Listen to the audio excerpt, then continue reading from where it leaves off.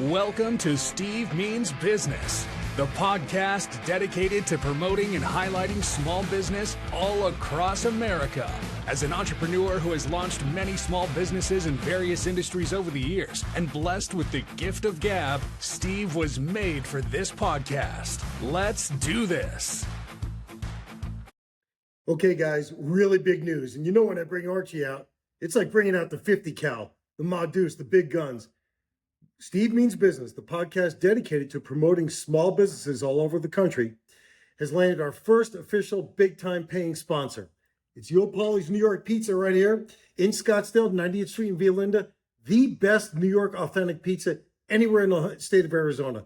They also have killer chicken parm, meatball parm sandwiches, baked ziti, even the Steve Reno. Half chicken parm, half meatball parm. Yo Pauli's New York Pizza in Scottsdale. They're supporting the channel. I really appreciate it. You got to check them out. What do you say, Arch? Enjoy this episode. Here's a hint. Archie is the star of this episode. Take care.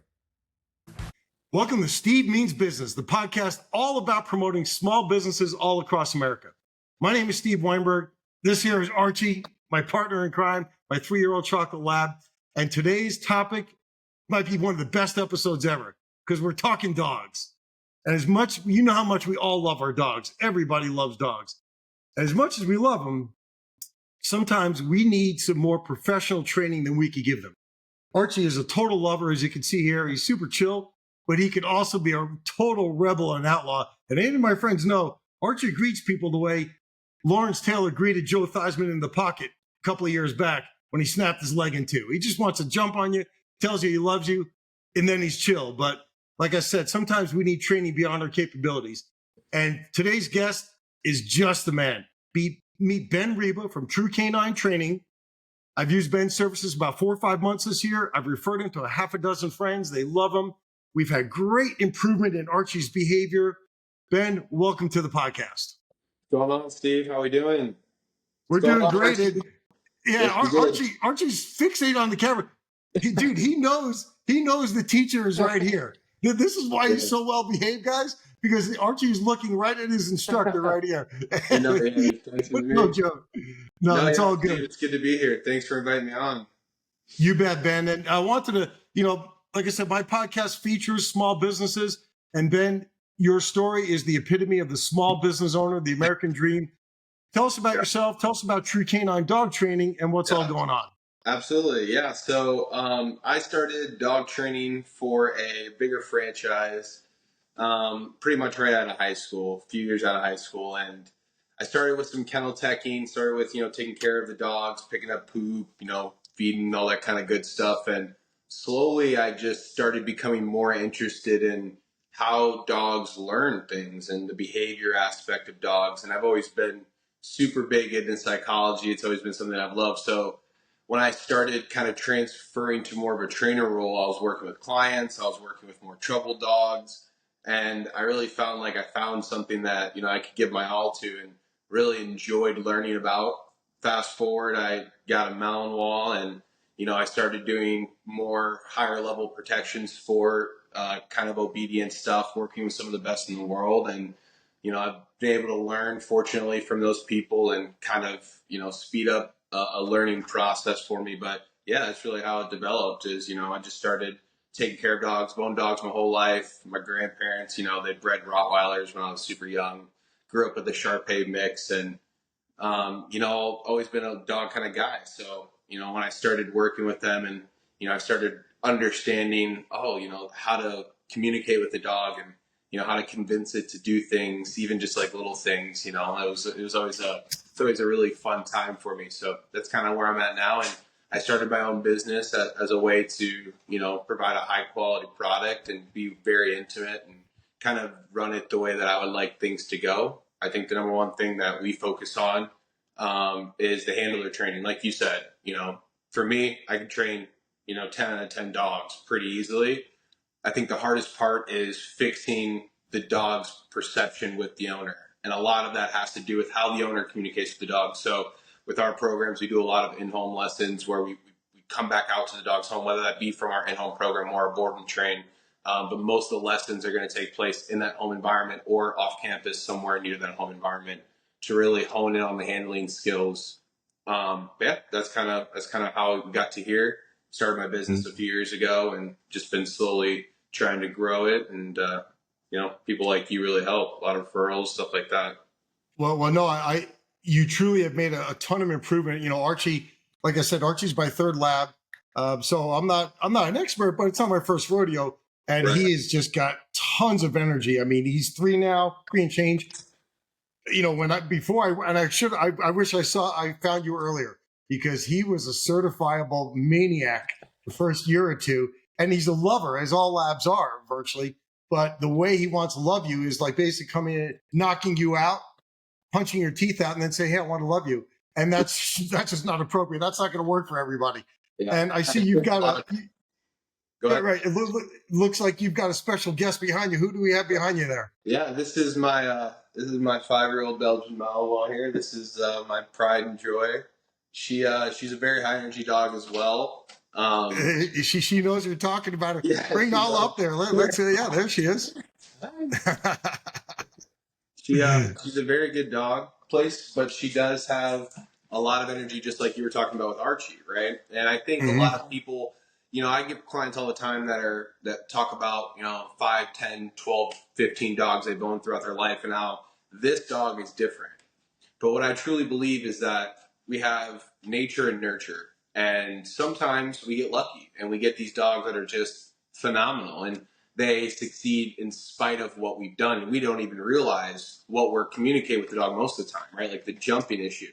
How many people, are barking at their dogs or telling them, "Get down, get off of me," right? Instead of communicating in a way that's going to reinforce a good behavior and deter bad behavior, right? And that kind of gets into our training philosophy. We're balanced dog trainers. And I think probably the number one most important thing, besides teaching and making sure that the dog clearly understands what we want from it, is the preparation for pressure. And when we talk about pressure, we are talking about the must. The "I need you to do this." Doesn't matter if it's at a given second. And this is really for the control of our many predators we have, right? Like you have a very high energy chocolate lab, and I have a very high energy Belgian Malinois. Who knows where she would be if she didn't get some type of thorough communication and fulfillment. But luckily, that's where I think a lot of people, they lack to do research before they get dogs. And, then they call someone like me to try to help. And once you deal with the dog and you go through a professional training program, I also think that you're better set for the next 12 dogs that you have in the future, because now you understand psychology of the dog a little bit better. Yeah.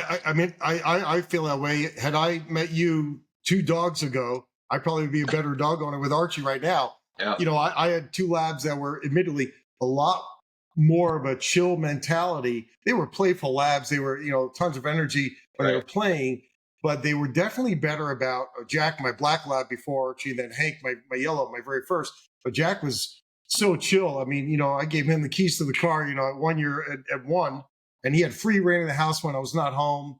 He could do anything, and he would never, ever, ever, ever chew anything, never destroy anything. He was the model citizen. Archie, when I'm not home, I've got Archie contained in a certain room or an area that he can't get out. And that's both for my safety, so nothing is getting destroyed in the house, and also his, so he doesn't get into the cabinets where there's chemicals or anything. I'm pretty regimented, people that know me. And I make the joke that Archie may never get free reign, only because, I'm joking, but in the beginning, he was just so much energy. And even though I run him a couple times a day, walk him a couple times a day, play with other dogs, they just have that energy. And one of the things I wanted, you touched on this a moment ago when you gave that intro. You said that you come, and Ben has come to my house. We've also done some sessions in public at a Home Depot, at the park with other dogs.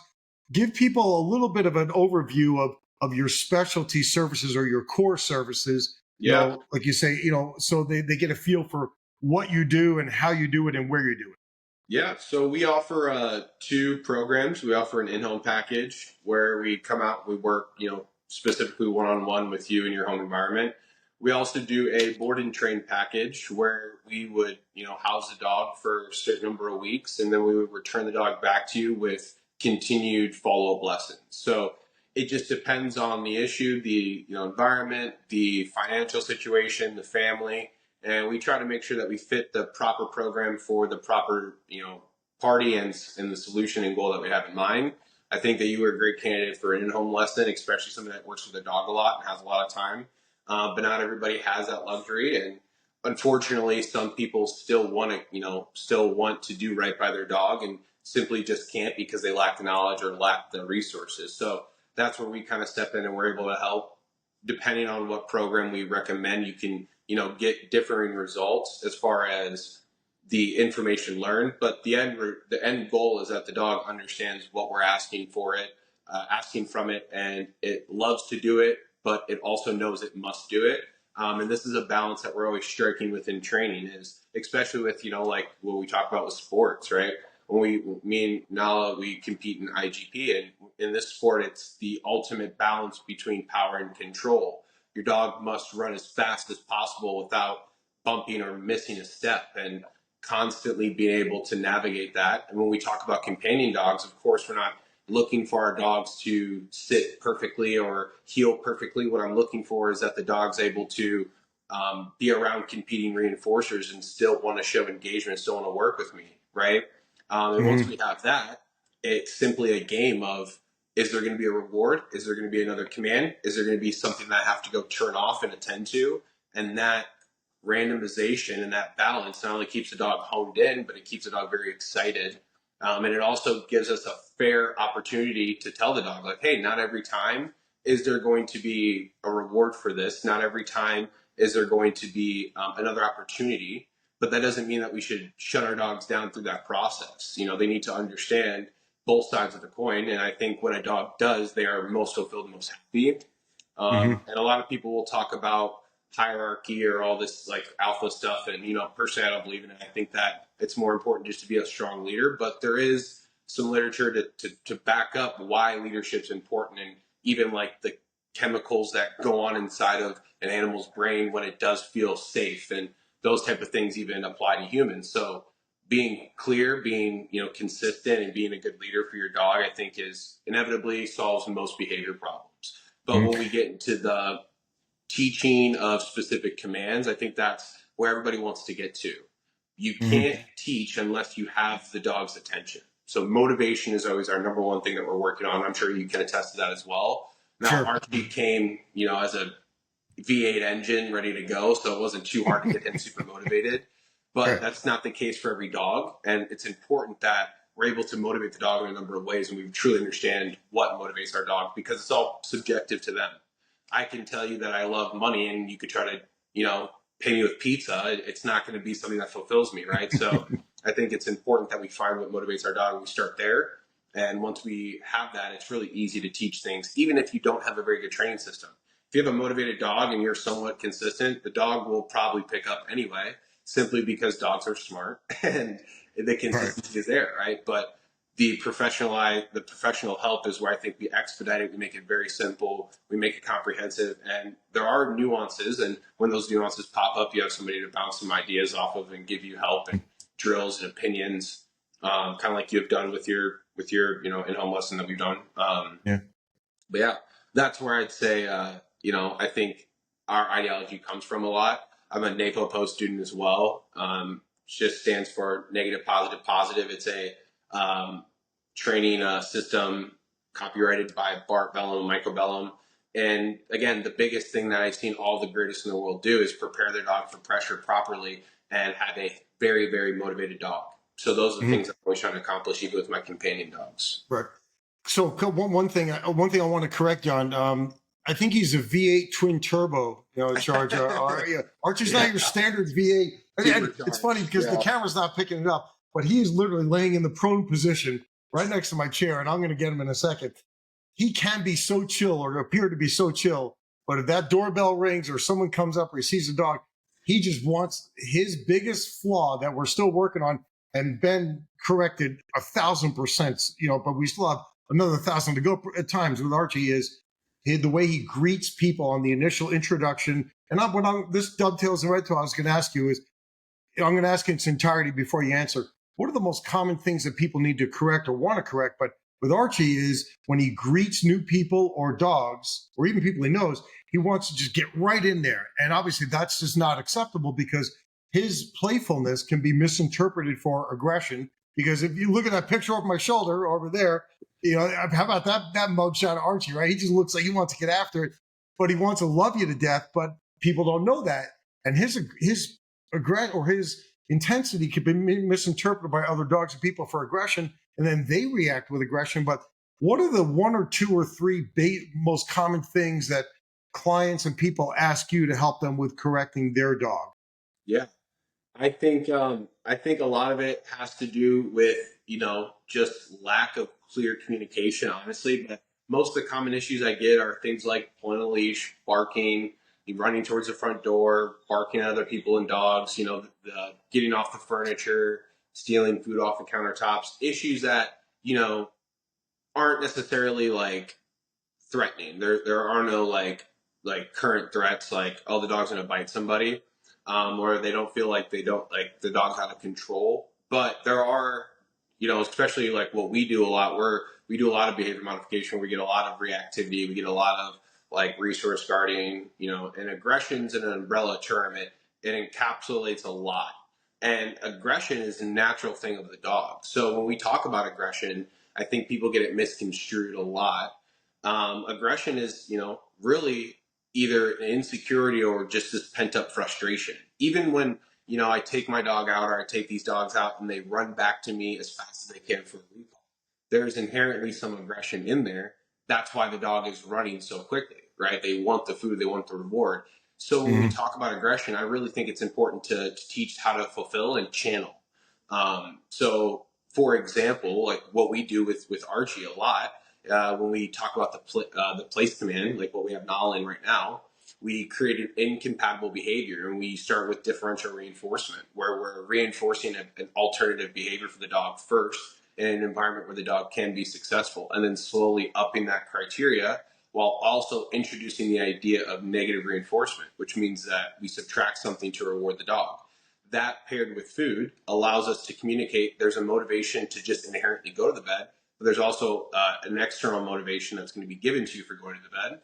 And we condition that with the door, and we create that alternate behavior where the dog hears the doorbell and we get them to think they should go to the place bed instead. But you'll never get rid of that drive, right? And that's inherently in the dog. And there are some things that a lot of people have to learn to compromise with their dogs too. Some dogs won't be able to do everything we want, right? If you think that this dog wants to just lay here all the time and do this, you're sadly mistaken, right? The reason why she's there is because I told her I want her on the place bed, and she understands that. When she was younger, she did not have this skill. This is something that we had to balance. Yeah, absolutely. Go ahead. If I could bring in, and it's funny, she is like a soldier. She is like a robot. And first off, I love that breed. I don't think I could handle that breed. That breed is an amazing breed. When I watch these videos of these dogs, Belgian Malinois, there's a reason the cops and the military use them. They are like a heat-seeking missile. They're strong, they're fast, they're resilient, they're no fear. The skill and the athleticism of that dog is off the charts. That is amazing. And I'm not just saying this to pump Ben up. He really, we've interacted with Nala one session, and or two sessions actually, one at the park and you brought to the house. It's so impressive how he has that dog like a robot. But that's a testament to your training, her training, together, your skills, and I think your temperament. And one of the things I want to get across to people as they're watching this, because I think this is a really important subject. We're having fun with this, but it is really important to have that kind of control on your dog. So God forbid they don't run out into the street and get hit by a car, or they don't jump on somebody, or they don't attack somebody, or they get into trouble. Yeah. I think people take that as like, we must make our dogs robots. Absolutely not, right? I think that we should have control of our dogs so they can live their life and be free and feel good. But robotic dogs aren't happy dogs, right? I would say that sometimes we just need our dogs to do things, right? Their animal welfare laws tell us strictly we must never harm our dogs unless it is for or to prevent pain and suffering onto another living thing, right?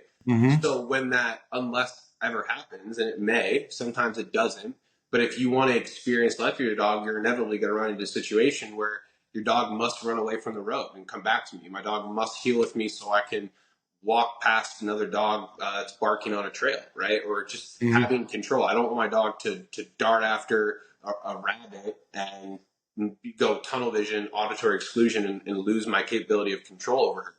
So Sure. that preparation for pressure is important in those moments to be able to communicate, and it helps the dog come to a logical solution in that moment.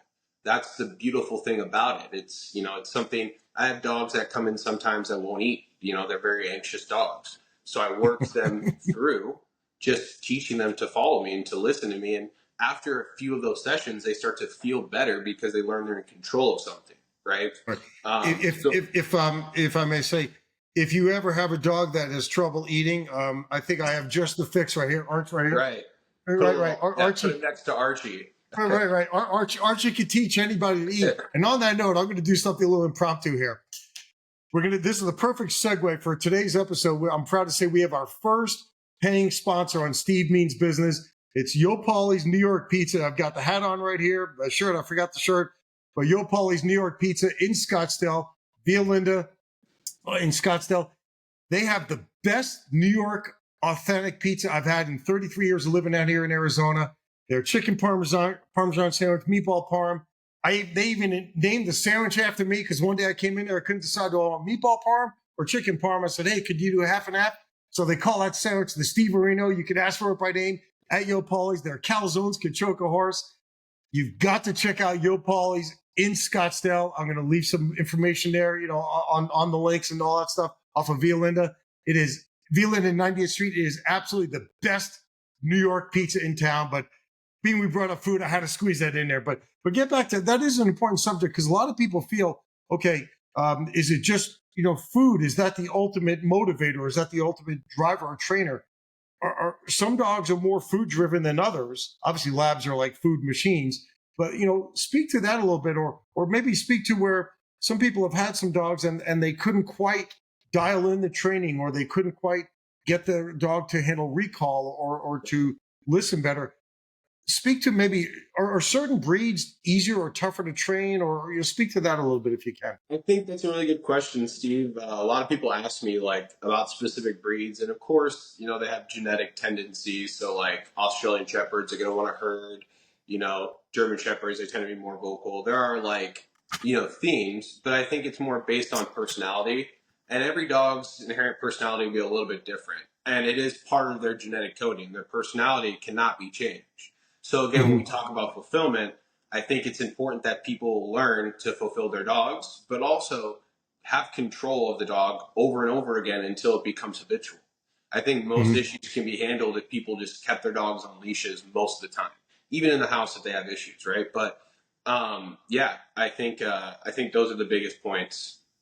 Mm-hmm. And I know, and I don't have it right here on the desk. It's over on the table. But one thing that Ben is one of the effective tools we've used with Archie is the e-collar that I know you highly recommend, along with the pincher collar, because we needed to reinforce certain drills and commands into Archie. And that e-collar has been really effective.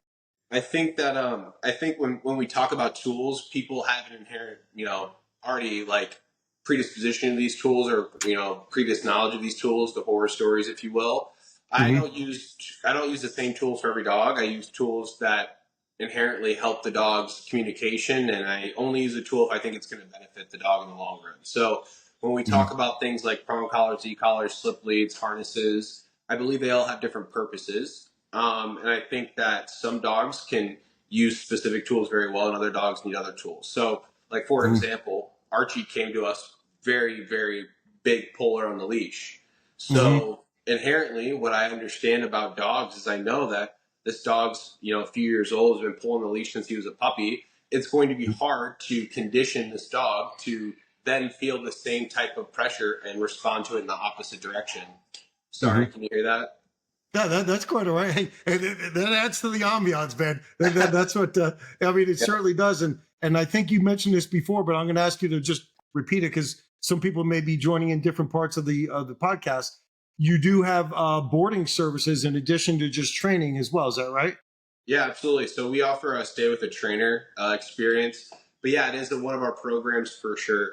And it's something that we do a lot. I think it's probably one of our more preferred programs. Not necessarily because I think that like people inherently understand, but I think it's because the result that they get at the end. And I think that, again, everybody has their own specific situation. So when we talk about program selection, I always like to talk to people over the phone and have an in-depth conversation with them. But yeah, the e-collar is a great tool because of the fact that if it's conditioned properly, the dog responds to it almost the same as it is the leash, right? And the beauty of the e-collar is it's a blunt stimulation that pushes the dog in the direction we're looking for, kind of similar to the prong collar, where when I teach the dog what the prong collar means, I teach them to put it on, and I'm sure you can remember all those sessions where we're just throwing food at the dog around the prong collar, right? These things are teaching the dog, hey, there's this pressure. There's one way to respond to it, and it is relieving and rewarding simultaneously. And this allows us to use a different form of pressure than the dog has been previously conditioned to. So again, with Archie, pulling on a flat collar for 3 years, I'm not going to be able to, within a couple of weeks, teach him, hey, stop pulling this flat collar, right? So what we do is we condition a prong collar, a different sensation, and it allows us to communicate with the dog in a way where I can use 2 fingers on the end of the leash and take him for a walk, right? That's the beauty of the prong collar in some circumstances. Some dogs, a slip lead works great. Some dogs can even walk on harnesses. I've trained dogs on harnesses before if they have trachea issues or whatever it may be. But the real benefit of the e-collar is that it's not personal. It's very inintrusive. It's just the dog doesn't feel like, versus if I have to go over there and stop the dog from doing something.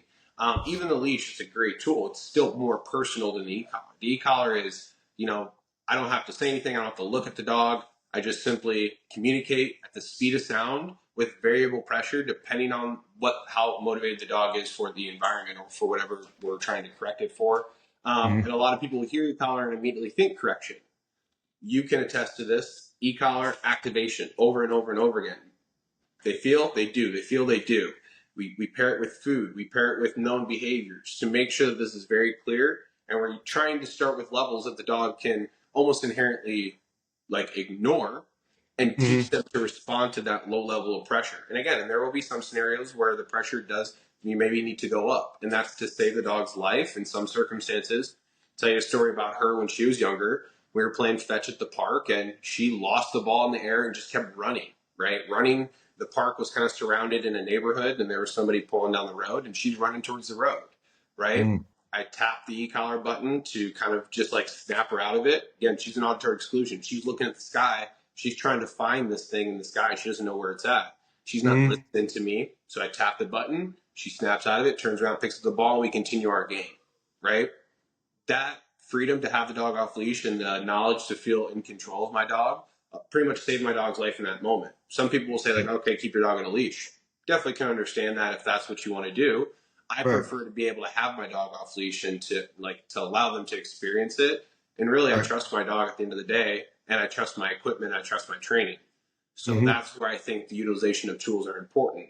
Now, I don't really use tools to create behaviors. I use, positive reinforcement and different types of classical conditioning, operant conditioning to really teach commands and concepts. But I do introduce pressure because one day we may need it. Right. No, I agree. And I think some people think in the e-collar, I affectionately call it the shock collar once in a while, just because that's the word that as an amateur, it came rolls off my tongue. Yeah. Right. And there's no, and people, buzz them. Right, yeah, I hear that a lot too. Yeah. Right. People think that denotes bad, this and that. And it's not. But it's a great tool. It really is. And also I use it in pickleball when I love to drive. In pickleball, I'm a masher. I'm a banger. I just go at it hardcore. And there are times in pickleball, you shouldn't be driving. You should be hitting the finesse shot. So I did a little joke thing where I put a video out and I put the shock collar on. And I said, every time I hit a drive when I shouldn't be, my buddy is going to zap me and electrocute me. And we kind of did a little jokey thing there. But I think it gets a bad rap and it's a good tool. If I could tell one quick little story on some of my friends, they just gotten a couple of golden retriever, beautiful puppies. They're 4 months old, Jim and Robin. And we met, I introduced Ben to them. And then they engaged with Ben, and we met at a public place where there's some enclosed tennis courts. We won't say where, so we won't get busted.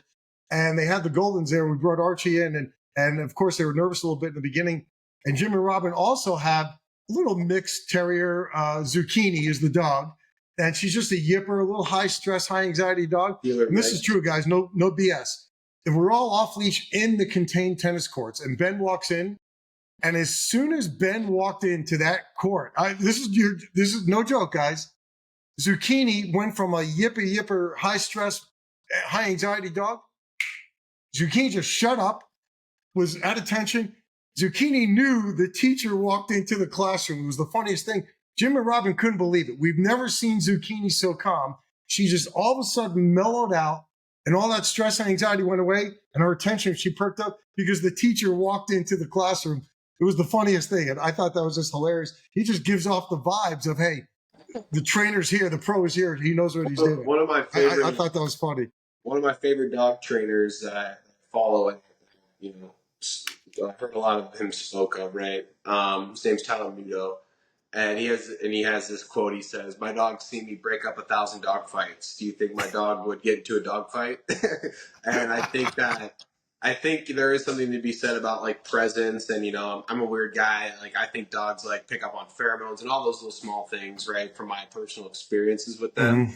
But I really think that if you see if the dog feels comfortable, if the dog feels like, hey, everybody's in their own lane and everybody's being held accountable, immediately it relieves stress. When you let dogs do whatever they want, they'll put themselves in bad situations and make bad decisions. So when there's somebody kind of like policing this, it allows a dog to do whatever it truly wants to do. Sometimes dogs don't want to play. They feel pressure. They feel stressed. Sometimes dogs don't want to growl or snap, but they feel like they must. So that stress relief, I think, comes from me just like being always, trying to optimize the dogs around me, right? And even my aunt gets on to me sometimes because she has a really nice lab that I'm like, hey, put him on place. He's trying to run out the door, right? But that's just who I am. I see dogs and I understand, first off, how quickly these behavior problems can just pop up because of the small things that we do or don't do on a daily basis. Mm-hmm. But yeah, I think that's where it really comes from. And it's funny that people always say that, or like some dogs that maybe don't love training as much as the other ones, but really need it, especially behavioral cases. They'll see me show up and they're like, all right, the military man's here. Like, we had such a good thing going on. Why'd you have to hire this guy, Right, I rambled through the story probably, but my point was, as soon as the pro walked into the room, that dog knew, hey, it's all business. I better behave. And just the vibe you give off. But seriously, all kidding aside, you give off that confidence, and that it's that cool confidence that you know what you're doing. The experts here, and I think people and the dogs respond to that. So as we bring this plane down for a landing, as I say, that's my new little catchphrase. I heard someone use that. I like that. Again, the name of your organization is True Canine Training. You've got it on your shirt. I'm going to include banners for Ben's contact info and this and that. He's in the Phoenix metropolitan area. Like Ben said, he offers both in-home, private, at the park, in public, all types of different training and boarding. Any last comments you want to give out there to people, Ben, about you and your services as we bring this to a close? No, I appreciate you having me on today. Get your dog trained, people. I don't care if it's by me or if you do it by yourself. Just work with your dog, have fun with your dog. This is supposed to be a fun thing. If you ever feel frustrated or stressed, either seek out help or, take it one step backwards. But otherwise, I think if you guys want to reach out to us, you can Google our name and find us via there. And and I'll include I'll make sure there'll be banners with all your phone number and your contact info and your website and everything like that. So they'll have no problem getting in touch with it. Yeah. Thanks again. You've made a huge difference with Archie. It's up to me to instill and reinforce those techniques. But Archie's happy. I'm happy. And everything is all good. Thanks so once again, Ben. Take care. Oh, yeah. Appreciate it. Have a good day, Steve. Yeah. All right.